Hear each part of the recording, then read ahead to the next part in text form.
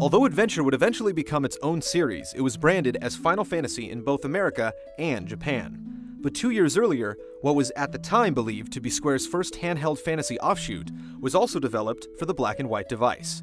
It was the original Game Boy's first RPG.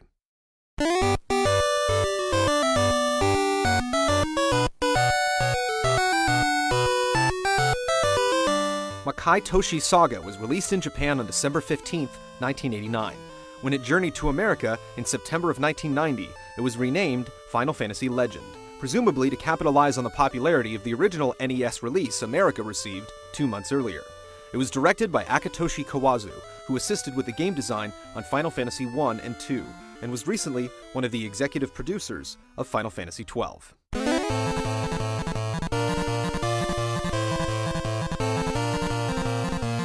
Kawazu would also direct Legend's 2 Game Boy sequels and produce or direct the 6 console follow-ups. The series' 7th installment was the first to regain its original franchise name in the US, when it started a 3rd trilogy in 1998 as Saga Frontier. When the Super Famicom follow-up to Legend 3, Romancing Saga, was brought to the PlayStation 2 in 2005, North American gamers began to realize the Legend trio had close to nothing to do with Final Fantasy.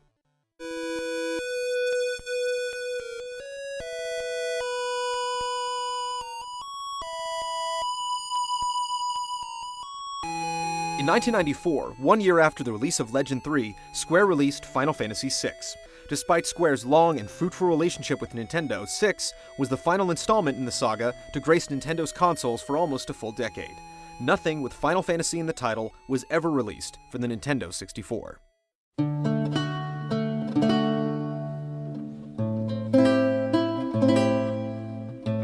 In 2002, the release of the GameCube closed many of the technical gaps that caused Square to jump ship, but its exclusive deal with Sony stood as a roadblock to other platform creators. In order to circumvent these ties, Square helped to create the Game Designer Studio, with none other than Akitoshi Kawazu at the helm, then head of Square's production team too. Kawazu held the majority of the shares, so the Game Designer Studio was able to develop games for Nintendo. Its first and only creation capitalized on the experimental technology running on the Cube's current canon.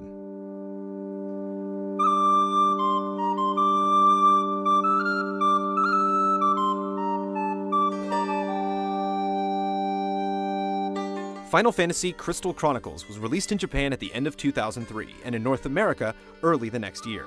Kawazu acted as executive producer.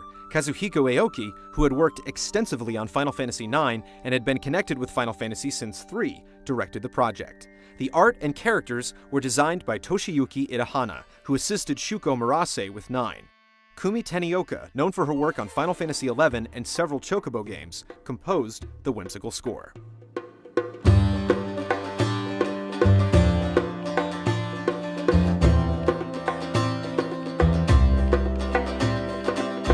The story of Crystal Chronicles was far less linear than the numbered series. The planet was covered in a caustic dark miasma that sapped the life and energy from all it touched. The only force that could repel the miasma was the power of giant mystical crystals that gave life to the world. In order to protect their civilizations, many townships harnessed the crystals to defend themselves. However, the crystal's energy was temporary and constantly needed to be recharged. The only thing capable of restoring power was the vital essence myrrh, which grew within sacred trees scattered across the map. In order to continue the power cycle, the town elders sent out crystal caravans to discover the hidden plants. There, the invaluable essence was extracted and contained in crystal chalices, which were empowered with shards of the Great Crystal in order to protect the heroes from the harsh environment. As part of the caravan from the diverse town of Tipa, you were sent out by Roland, the village elder, and charged with the welfare of the crystal and her people.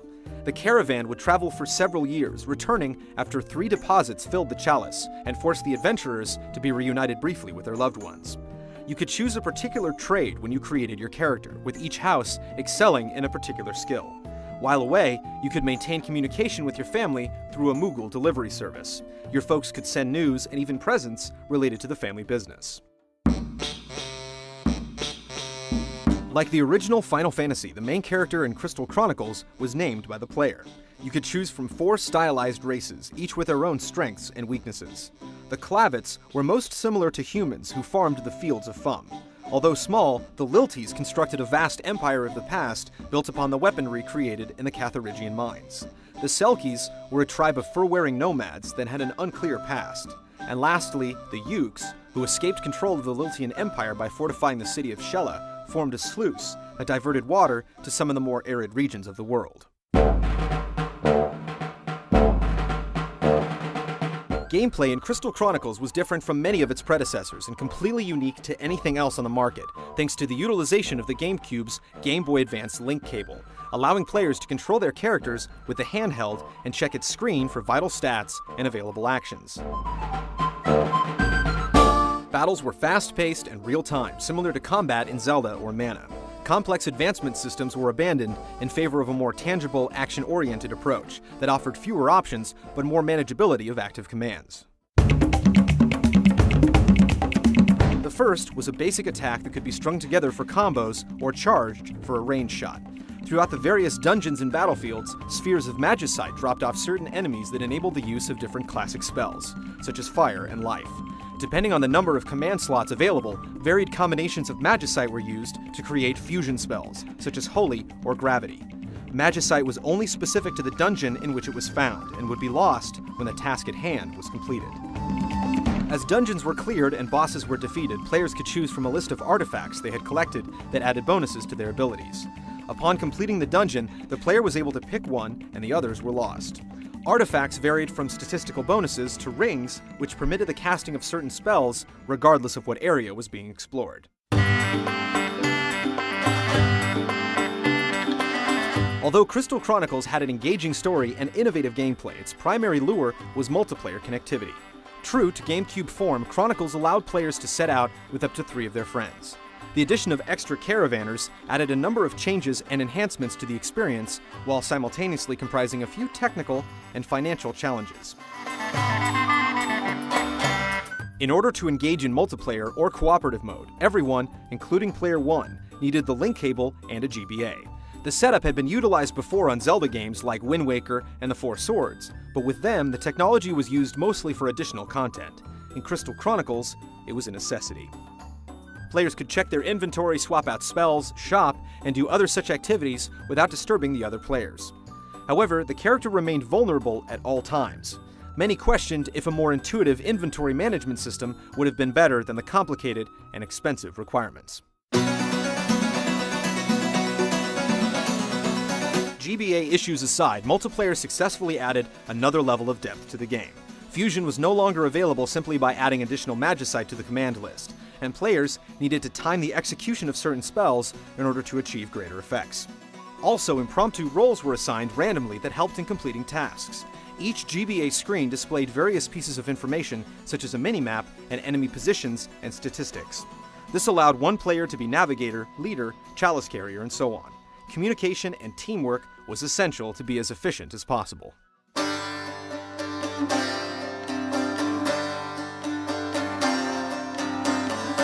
The storybook overworld map was mostly linear, but many colorful personalities sprung up along the windy path. These included leaders of other caravans, such as Sol Rocked and Amidati, Gertie, a Clavet charlatan, and the mysterious Black Knight. They also reimagined some favorites, such as Stiltskin and Artemisian, the Moogle duo from Final Fantasy IX, as well as the infamous Mog, who helped carry the Crystal Chalice from time to time and willingly volunteered for some extreme makeovers.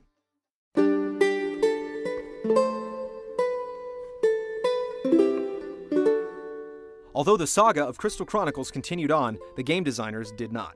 By 2006, and shortly after its merge with Enix, Square acquired the studio, in addition to Taito and a number of other companies. Although the GDS no longer exists, the majority of the creative team that gave birth to Crystal Chronicles, including Kawazu, Idahana, and Tanioka, returned to begin development on 2 new chapters. Ring of Fates is a prequel planned for the DS which expands on the core gameplay of the GameCube original, and follows the story of brother and sister, Yuri and Chilinka. The Chronicles will fill out the Nintendo platform line with the release of its intended sequel, The Crystal Bearers, for the Wii, which will be more of a single-player experience than the other iterations. adventure was the inception of a franchise, but it was soon rebranded and renamed. Legend was already its own entity, but American Game Boy owners were told a different story. Crystal Chronicles, however, has slowly become an arm of the Final Fantasy tree, rather than an apple that dropped a few feet from it.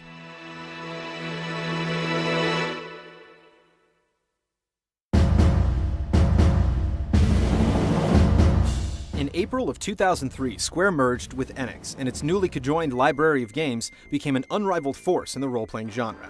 But a couple of years before the unprecedented unity, sometime around the turn of the century, a Square executive and one of the top minds at Disney Studios stepped into an elevator together. When they stepped out, they had already drawn the first line in an animated crossover of unimaginable proportions.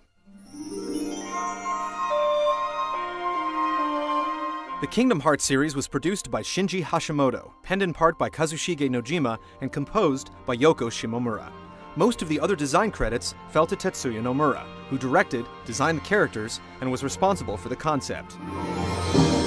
Nomura's task was to create a game in which aspects of familiar Disney characters and worlds meshed with aspects of various Final Fantasy games. Nomura attempted to utilize different Disney locales that all had distinct looks and feels, and merged the backdrop with many Final Fantasy characters he had a hand in creating. These two elements were brought together with the aid of an original story by Nomura that followed the plight of three children, Sora, Riku, and Kairi.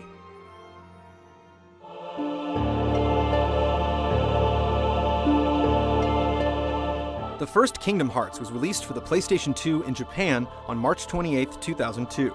It was slightly retooled and adjusted for its North American release that following September. The original game found Sora, Riku, and Kairi at their home on Destiny Islands. Just as the three friends began to yearn for distant lands, the islands were attacked by dark beings known as the Heartless. After being separated from his friends, Sora discovered an artifact called the Keyblade. Soon after, he was joined by emissaries sent from Disney Castle to locate the blade, as well as its wielder. Two of the most recognizable animated characters in history followed Sora throughout his adventures. Donald Duck took the role of a courtly mage, and Goofy, captain of the Royal Guard. The crew began their trip in Traverse Town, a world unique to Kingdom Hearts. Leon, as well as other Final Fantasy faces, explained that the Heartless were using various keyholes to travel between worlds and capture their hearts. This represented the only direct connection to previous Final Fantasy games. Sora's charge as wielder of the Keyblade was to close the passages and keep the world safe from the Heartless. But he also wanted to rescue Riku and Kairi in the process.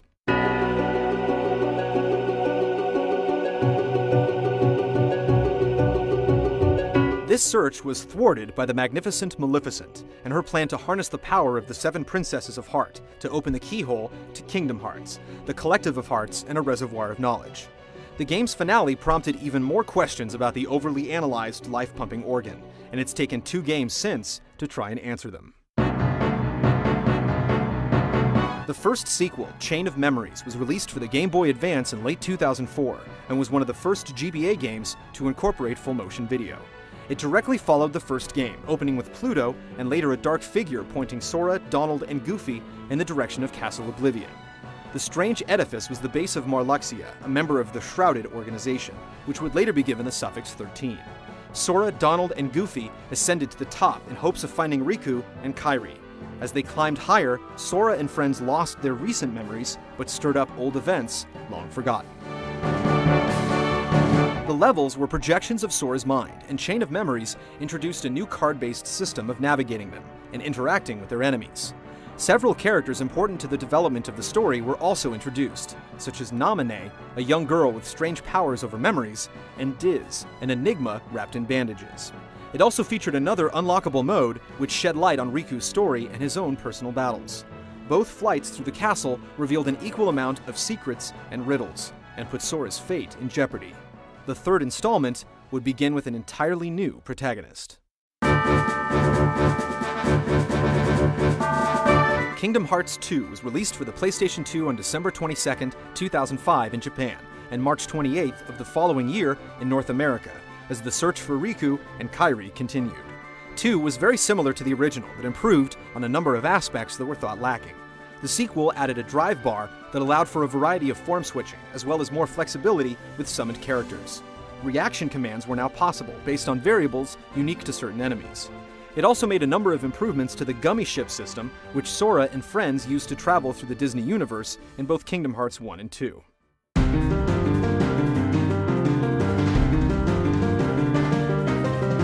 2 began 1 year after Chain of Memories and followed Roxas, a new face who had closer ties to Sora than he could have ever imagined.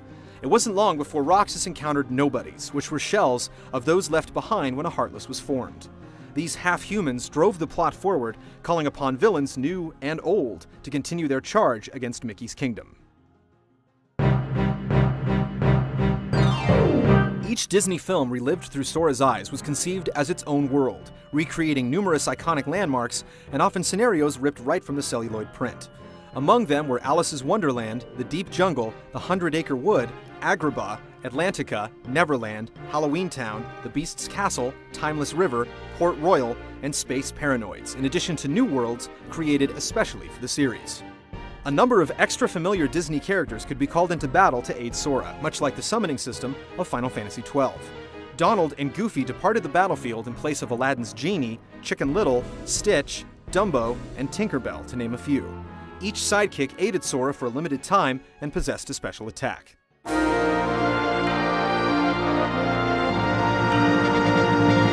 A short list of Final Fantasy characters prompted guest sightings, as the series was mostly dominated by Disney's long line of movie stars. Square cameos were relegated to Vivi and Setzer's competitive struggle matches, Waka, Titus, and Selphie's appearance on Destiny Islands, and a few brief moments shared with the trio of Pixies from Final Fantasy X-2. Their influences varied, as Cloud appeared to have Vincent Valentine costume pieces in Kingdom Hearts 1, but clearly resembled his Advent Children counterpart in 2.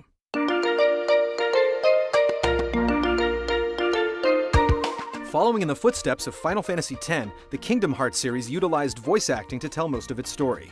When possible, a strong effort was made to preserve the original Disney performers.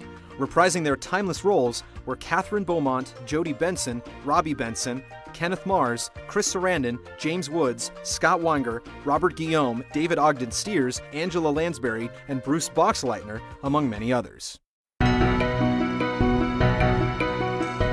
In order to give life to many of the Final Fantasy characters who didn't have voices, as well as characters unique to the Kingdom Hearts series, Square employed a number of popular performers. 2 of the Kingdom Hearts creations, Sora and Riku, were voiced by Sixth Sense child star Haley Joel Osment and Seventh Heaven heartthrob David Gallagher. Joining them were the vocal talents of Lance Bass, Brittany Snow, and Christopher Lee. Billy Zane, David Boreanaz, and Mandy Moore also lent their voices to Kingdom Hearts, but were replaced for Kingdom Hearts 2 with other standbys, many of whom Square used in Advent Children. Other legends of the voiceover world, such as Dan Castellaneta and Tress MacNeille, both known for their work on The Simpsons, filled in the cast.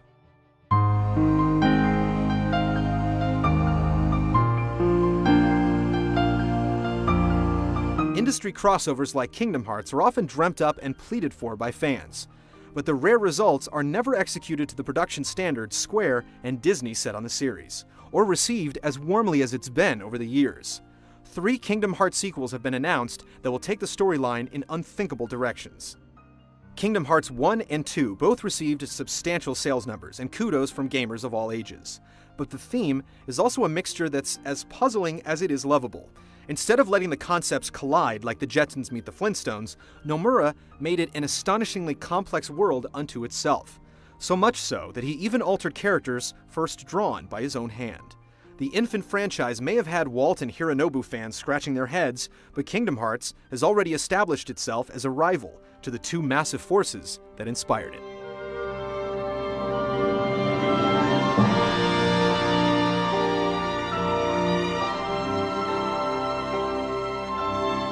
If the spin-offs of Final Fantasy represent how popular its evolving world has become, then these 3 franchises, Legend, Crystal Chronicles, and Kingdom Hearts, are proof that its influence will never die.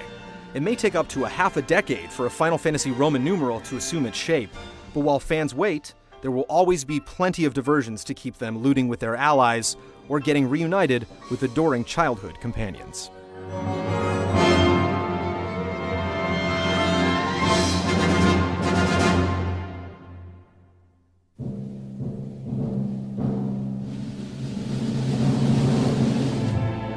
Come back next week when we revisit the original 6 Final Fantasies in their multiple remakes, and follow the 20-year war the franchise has waged between the English and Japanese languages. The hundreds of fascinating revisions and amusing misspellings of numerous people and places have been formally documented in 10 ports of the original 6 installments, across the PlayStation, Game Boy Advance, PSP, and Nintendo DS.